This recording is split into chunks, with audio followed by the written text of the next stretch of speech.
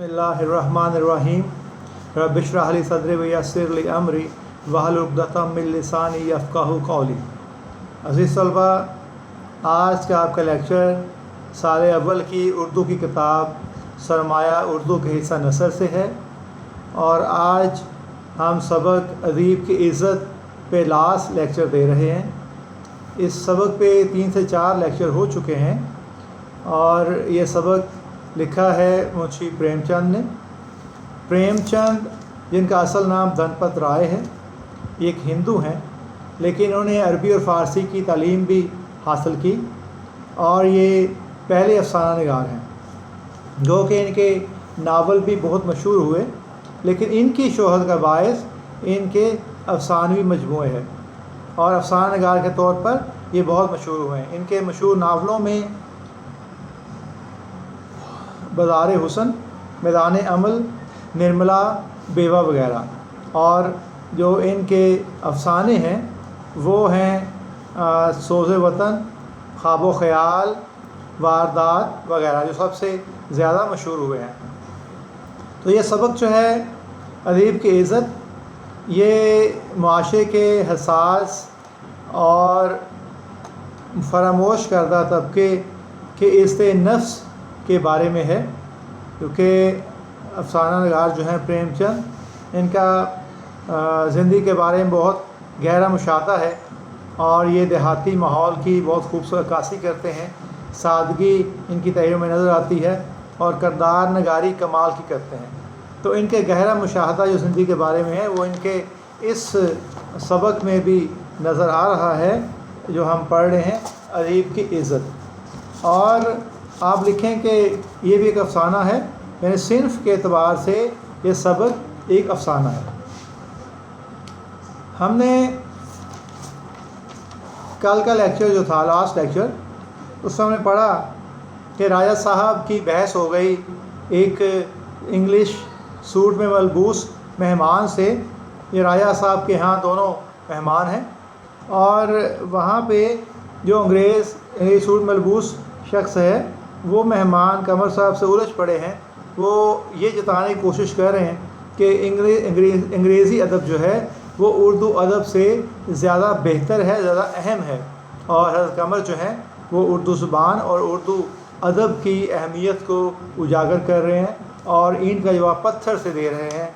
तो राजा साहब ने अपने मेहमान को नाराज़ नहीं किया, बल्कि कमर का मुंह बंद कराने की कोशिश की और आखिर पे उसे कह रहे हैं राय साहब कमर को कि आपके मज़ामीन अंग्रेज़ी अखबारात में छपते हैं और लोग उन्हें बड़े शौक़ से पढ़ते हैं। इसका मतलब ये है कि आप ज़्यादा बहके नहीं, अपना मुंह बंद करें और बहस ना करें मेरे मेहमान से। उसके बाद उनका एक और मेहमान आता है राय साहब का और बड़े तबाक से उनका इस्तकबाल करते हैं और कहते हैं कि आइए डॉक्टर साहब, मज़ाक तो अच्छे हैं। उसके बाद मुसन्नफ़ लिखते हैं सफ़ा नंबर 26 पर, राजा साहब ने कमर का तारफ़ कराया। हज़रत कमर शायर हैं। सिर्फ इतना मुख्तसर सा तारुफ सब मेहमानों से करा रहे हैं कि हज़रत कमर एक शायर हैं। डॉक्टर साहब ने ख़ास अंदाज से कहा, अच्छा आप शायर हैं, और बग़ैर कुछ कहे सुने आगे बढ़ गए। अब इस तरह से तंज़िया अंदाज में कहना कि अच्छा आप शायर हैं, ये सारी वजह उनके ज़ाहरीपन की है, उनके हुलिये की है कि क्योंकि माशरे में लोग ज़ाहरियत को देखते हैं, ज़ाहरीपन को देखते हैं। आपके अंदर या सीरत को कोई नहीं देखता, कोई झांक के नहीं देखता कि आपके अंदर कितना इल्म है, कितना अच्छा इंसान बैठा हुआ है। सारे आपके लिबास पे, आपके ज़ाहरीपन पे जाते हैं। तो कहते हैं कि ये तमाशा कई मरतबा हुआ और हर बार कमर को यही रात मिली, अच्छा आप शायर हैं। तो ये जब से कमर आ चुके हैं, कई मेहमानों से कई दफ़ा ऐसे ही तारुफ़ कराया गया कि आप शायर हैं, और उन्होंने भी आगे बड़े अनोखे और अजीब अंदाज में ये सवाल किया कि अच्छा आप शायर हैं। अब ये अल्फाज हर मरतबा कमर के दिल पर नया सदमा पहुंचाते थे। उनका बातनी मफ़हूम कमर से छुपाना था। आम फ़हम अल्फाज में यह मतलब था, तुम अपने ख्याली पुलाव पकाते हो पकाओ, यहाँ तुम्हारा क्या काम, तुम्हारा इतना हौसला, इस महफ़िल में चले आओ। तो यहाँ लिख रहे हैं مصنف جو ہے ایک اور معاشرتی رویے کی وضاحت کھل کے کر رہے ہیں کہ ہر بار جب مہمان یہ جواب میں کہتے کہ اچھا آپ شاعر ہیں، جیسے بے یقینی کی حالت میں وہ کہہ رہے ہوں، تو حضرت قمر کے دل پر ٹھیس لگتی تھی، انہیں چوٹ لگتی تھی، اور ان سے اس کے جو الفاظ کے پیچھے مطلب تھا وہ سمجھ پا رہے تھے، وہ ان سے چھپا ہوا نہیں تھا۔ وہ یہی تھا کہ حضرت قمر کو بار بار یہ احساس ہوا کہ میں خامخواہی اس محفل میں چلا آیا ہوں، کیونکہ ان مہمانوں کے الفاظ کا مطلب یہی بنتا تھا کہ تمہارا اس محفل میں کیا کام، اپنا حلیہ دیکھو اور اپنی حیثیت دیکھو، تمہاری حیثیت کے لوگوں کا اس محفل میں کوئی کام نہیں۔ تو یہی بات حضرت قمر کو بار بار محسوس ہو رہی تھی، وہ بار بار تضحیک محسوس کر رہا تھا اور شرمندہ ہو رہا تھا، وہ اس محفل میں کیوں آ گیا۔ اب وہ پچھتانا شروع ہو گیا۔ قمر اپنے اوپر جھنجھلا رہے تھے، دعوتی کارڈ پا کر وہ پھولے نہ سمائے تھے، لیکن یہاں آ کر ان کی جس قدر تذلیل ہوئی اس کو دیکھ کر اپنا اطمینان کا جھونپڑا جنت سے کم نہ تھا۔ اب ان کی بیوی نے، سکینہ نے، تو یہ حقیقت باور کرانے کی کوشش کی تھی کہ آپ کا اس محفل میں کوئی کام نہیں، آپ کے پاس اچھا لباس نہیں ہے، لوگ لباس کو دیکھتے ہیں تو وہاں جا کے ایسے شرمندہ ہوں گے، اپنی انسلٹ کروائیں گے۔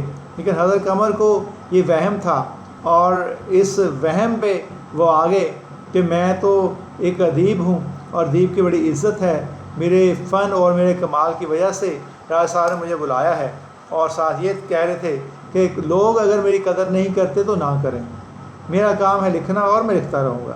تو یہاں آ کے اب ان کو محسوس ہوا کہ ان کی بیوی جو تھی وہ حقیقت پسندانہ باتیں کر رہی تھی، اور یہ بات صحیح تھی کہ ان کا اس محفل میں کوئی کام نہیں تھا، ان کی یہاں کر بہت بے عزتی ہو رہی تھی، ان کی ذلت امیز رویہ ان کے ساتھ سب مہمان اپنا رہے تھے۔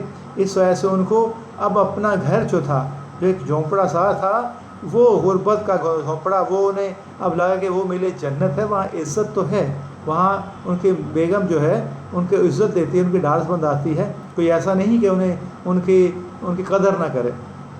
تو انہوں نے اپنے آپ کو تان کی، تان توئیں عین نون کا مطلب ہے برا بھلا کہنا، تان و ملامت کرنا، تان کی، بہت اپنے آپ کو برا بھلا کہا، دل ہی دل میں اپنے آپ کو کوستے رہے اور کہنے لگے کہ تمہارے جیسے عزت کے ہوس مندوں کی یہی سزا ہے کہ جس طرح تم عزت کے لالچی ہو، عزت کے بھوکے ہو، اور تم یہاں عزت لینے آئے ہو، تو تمہارے ساتھ یہ صحیح ہوا ہے۔ اب تو آنکھیں کھلی کہ تم کتنی عزت کے مستحق ہو، تم خود اس غیر زمان دنیا میں کسی کے کام نہیں آ سکتے۔ تو یہ جملے جو مصنف لکھے ہیں حضرت قمر کے بارے میں، وہ خود اپنے اندر ہی اندر اپنے آپ کوس رہے ہیں، اپنے آپ کو برا بھلا کہہ رہے ہیں اور شرمندہ ہو رہے ہیں کہ اس محفل میں آئے کیوں ہیں، اور اب ان پہ حقیقت کھل گئی ہے، اب وہ حقیقت کو اپنی آنکھوں سے دیکھ لیا انہوں نے، اور اب ان کو پتہ چلا کہ میں جس عزت اور قدر کا بھوکا ہوں وہ یہاں نہیں ملے گی، اس محفل میں نہیں ملے گی۔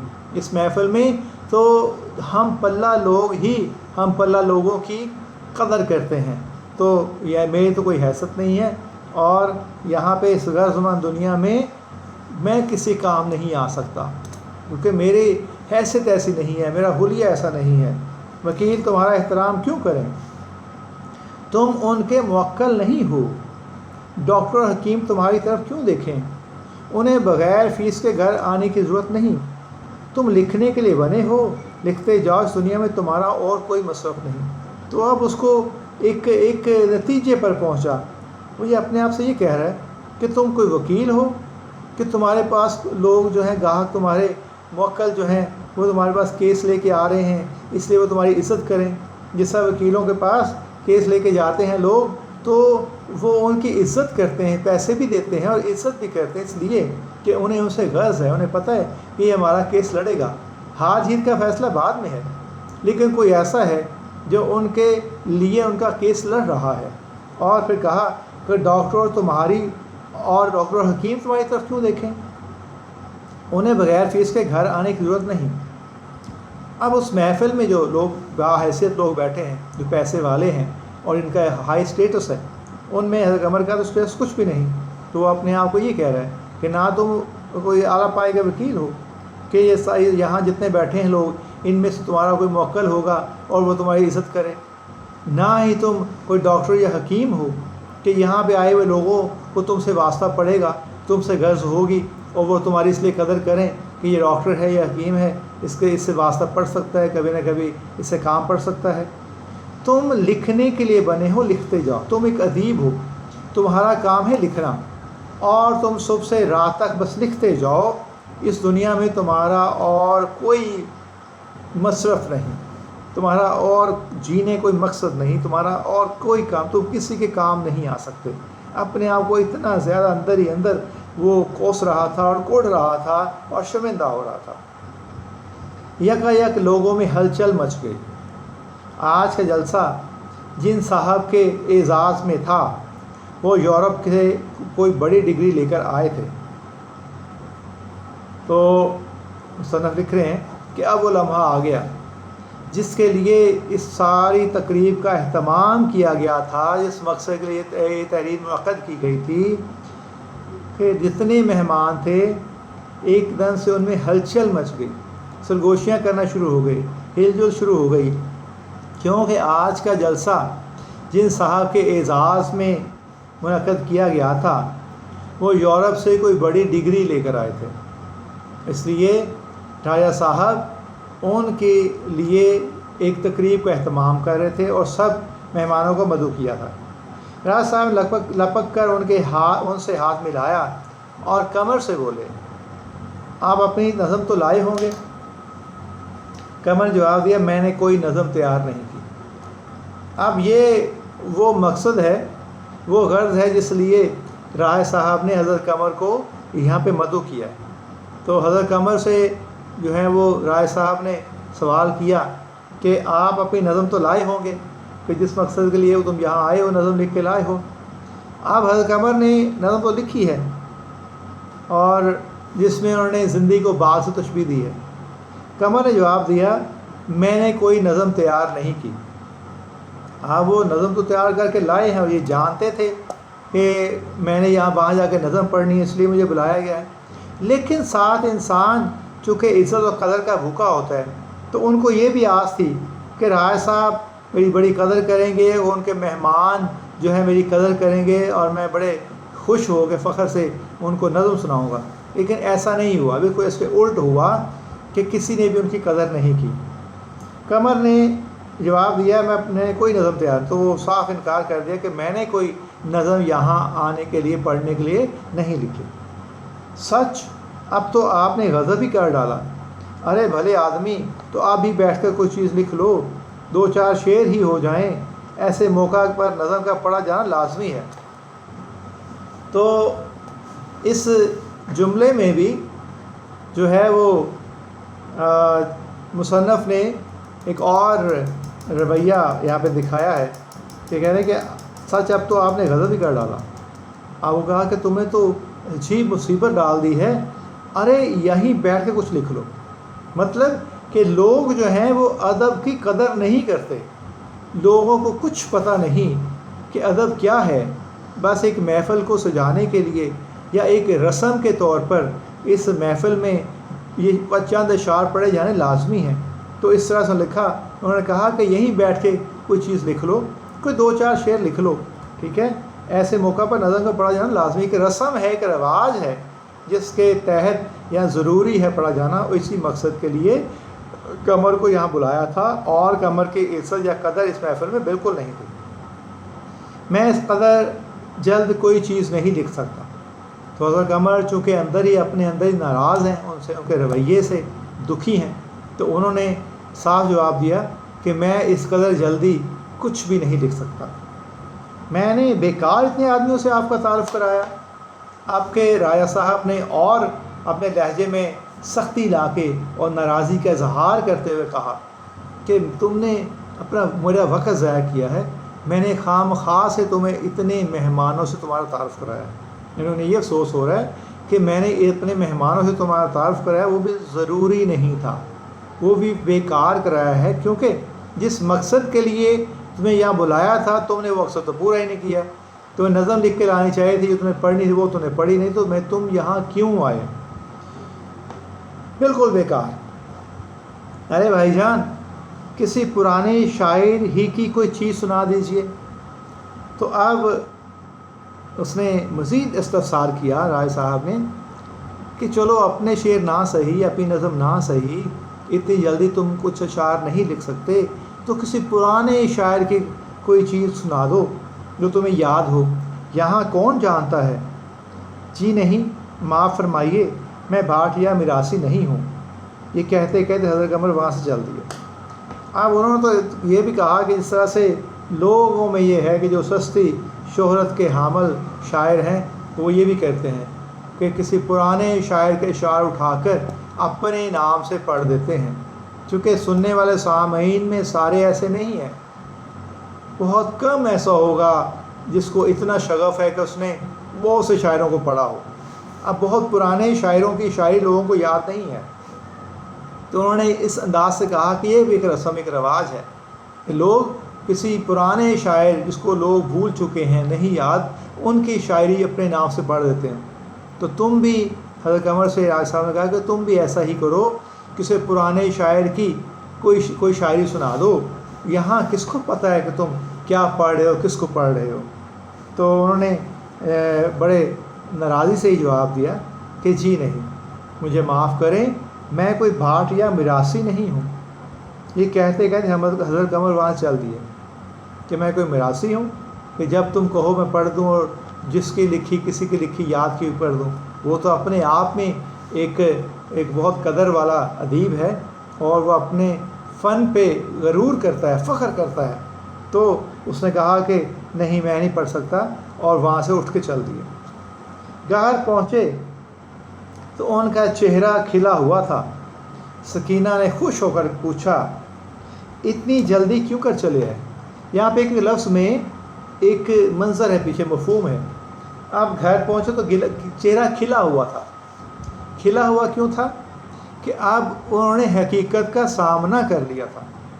وہ جس وہم میں اور جس زوم میں تھے کہ ایک بہت خوش تھے جب دعوت نامہ ملا تھا کہ راج صاحب نے، ایک رئیس نے بلایا ہے، اور سمجھتے تھے کہ میرے فن کی وجہ سے بلایا ہے، میری بڑی قدر کرتے ہیں اس وجہ سے بلایا ہے، اور پھر بازار میں بھی دکانداروں پہ اپنا روب جماتے جا رہے تھے، اور یہ کہتے جا رہے تھے کہ راجہ صاحب نے مجھے بلایا ہے، کوئی میری قدر کرتے ہیں۔ لیکن وہاں محفل میں جا کے پتہ چلا کہ راجہ قمر کی کوئی قدر نہیں تھی۔ ان کے حلیے کی وجہ سے، ان کی حیثیت کی وجہ سے، وہ امیروں کے رئیسوں کی محفل میں اس کا کوئی کام نہیں تھا، صرف وہاں پہ اسے ایک نظم پڑھنے کے لیے بلایا گیا تھا، اور اس محفل میں سے کوئی عزت قدر کرنے والا نہیں تھا۔ تو اب یہ حقیقت کھل چکی تھی، اور وہ دوبارہ اپنے گھر آ گئے تھے، اپنے گھر کو جنت سے کم نہ سمجھے تھے جہاں ان کی قدر تھی۔ تو اس لیے وہ چہرہ کھلا ہوا تھا۔ سکینہ نے خوش ہو کے پوچھا، اتنی جلدی کیوں کر چلے آئے؟ میری وہاں ضرورت نہ تھی۔ اب حضرت قمر جو کہہ رہے ہیں ان کے جواب بالکل صحیح ہیں، چونکہ حقیقت کو وہ جانتے وہاں سے ہو کے آئے ہیں۔ سکینہ کو نہیں پتہ کہ محفل میں کیا ہوا تھا، تو کہہ رہی کہ چہرہ کھلا ہوا ہے، خوب عزت افزائی ہوئی ہوگی کہ اتنے خوش نظر آ رہے ہو، وہاں پہ خوب عزت ملی ہوگی، خوب قدر ہوئی ہوگی۔ تو حضرت قمر نے جواب دیا کہ ایسے کہ خواب میں بھی امید نہ تھی۔ کہا اتنی میری عزت و اتنی قدر ہوئی کہ میں نے خواب میں بھی کبھی نہیں سوچا تھا کہ میرے ساتھ ایسا ہوگا۔ حقیقت میں ان لفظوں میں چھپا مفہوم یہ ہے حضرت قمر کا کہ جتنی تذلیل میری آج ہوئی ہے، میں نے کبھی خواب میں بھی نہ سوچا تھا کہ میری اتنی تذلیل ہوگی، اور لوگ جو ادیب کی عزت نہیں کرتے، انہوں نے میری کوئی عزت نہیں کی۔ لیکن وہ یہ کہہ رہے تھے ایسی کہ خواب میں بھی امید نہ تھی۔ تو ڈبل میننگ کیا بنتا ہے؟ اب ان کی بیوی یہ سن کے سمجھ رہی ہے کہ بہت عزت افزائی ہے، کیونکہ انہوں نے کہا خواب میں بھی ہوئی، مطلب کہ توقعات سے بھی بڑھ کے عزت ہوئی ہے۔ اور دوسرا مفہوم جو حضرت قمر کہہ رہا ہے کہ میری اتنی تذلیل ہوئی ہے، عزت نام کی تو کوئی چیز نہیں تھی وہاں پہ۔ خوب خوش ہو رہے ہو؟ اب ان کی بیگم نے مزید بڑے خوش ہوئے کہا کہ تم تو بہت خوش ہو رہے ہو اسی وجہ سے کہ تمہاری توقعات سے بڑھ کے تمہیں وہاں پہ قدر ملی ہے اور تمہیں وہاں پہ عزت ملی ہے، اس لیے کہ آج مجھے ہمیشہ کے لیے سبق مل گیا۔ میں چراغ ہوں اور جلنے کے لیے ہوں۔ میں یہ بات بھول گیا تھا، مگر خدا نے مجھے زیادہ بھٹکنے نہ دیا، تو مجھے آج ہمیشہ کا سبق مل گیا۔ سبق کیا مل گیا؟ کہ ہم پلہ لوگوں کی قدر کرتے ہیں، اور یہ کہ لوگ ظاہری پن کو دیکھتے ہیں۔ تو اس سے یہاں حوالہ کے لیے ایک آپ شعر لکھ لیں: اندر کے میلے پن کا ملے کیسے سراغ، اندر کے میلے پن کا ملے کیسے سراغ، اندازہ لوگ کرتے ہیں اجلے لباس سے، اندازہ لوگ کرتے ہیں اجلے لباس سے، کہ جتنا کسی کا لباس اجلا ہوگا، منہ چمک رہا ہوگا، ظاہری پن اس کا جتنا جو ہے وہ نکھرا ہوا ہوگا، لوگ اتنی ہی اس کی قدر کریں گے، اتنی ہی اس کی عزت کریں گے۔ تو معاشرے میں یہ ایک تلخ حقیقت ہے جو کہ حضرت قمر کو آج سمجھ آ چکی ہے، اور اس لیے وہ کہہ رہے ہیں کہ اس لیے کہ آج مجھے ہمیشہ کا سبق مل گیا ہے، میں چراغ ہوں اور جلنے کے لیے ہوں۔ پھر یہاں پہ مصنف نے استعارہ استعمال کیا ہے، ادیب کو چراغ کہا ہے، اور جو صبح سے رات تک لکھتا ہے اس کو ایسا کیا ہے کہ چراغ جلتا رہتا ہے آہستہ آہستہ، اس طرح سے ادیب بھی ادب کی عزت کرتا رہتا ہے۔ میں یہ بات بھول گیا تھا، مگر خدا نے مجھے زیادہ بھٹکنے نہ دیا۔ اور قمر کہہ رہے ہیں کہ میں حقیقت سے دور ہو گیا تھا اور اس زوم میں تھا کہ لوگ میری بہت قدر کرتے ہیں، لیکن خدا نے مجھے جلد ہی حقیقت سے روشناس کرا دیا، اور میں اب حقیقت پسند ہو گیا ہوں، میری آنکھیں کھل گئی ہیں، میرا یہ جھونپڑا ہی میرے لیے جنت ہے۔ میں نے آج سمجھ لیا کہ ادبی خدمت پوری عبادت ہے۔ تو یہ کہ ادب کی خدمت جو ہے اس کو عبادت سمجھ کے کرنا چاہیے۔ اس طرح سے آج کل کے معاشرے میں لوگ اس کو کاروبار بنا لیا، لوگوں نے ایک شعبہ ہے، ایک کاروبار بنا لیا ہے کہ اس کے ذریعے پیسے کماتے ہیں۔ کسی حد تک تو ٹھیک ہے، ظاہر انہوں نے اپنے روح اور جسم کا رشتہ قائم کرنا ہے، تو کیا کریں گے؟